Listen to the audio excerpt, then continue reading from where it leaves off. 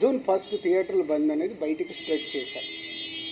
అక్కడ ఎగ్జిబిటర్స్ కానీ ఛాంబర్ కానీ ముందుకొచ్చి ఖండించకపోవడం తప్పు. సో ఎవరి దారిన వాళ్ళు, అంటే మా సినిమా ఇండస్ట్రీలో మీ అందరికీ తెలిసిందే, ఎవరి దారి వారిదే. మన అరవింద్ గారు ప్రెస్ మీట్ చేశాడు, ఈరోజు నేను చేశాను. మేమందరం కూర్చొని కదా ప్రెస్ మీట్ చేయాలి.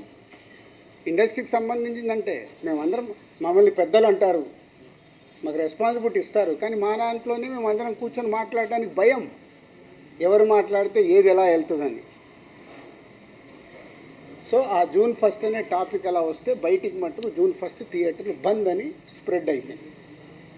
అక్కడి వరకు జరిగింది. తర్వాత డిస్ట్రిబ్యూటర్స్ మీటింగ్ జరిగింది.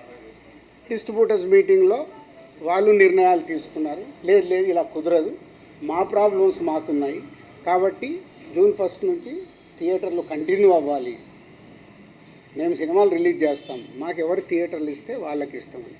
ఎందుకు ఈరోజు వరకు నాకు తెలిసి కోవిడ్లో తప్పితే ఎప్పుడు సినిమా థియేటర్లు ముయ్యలేదు.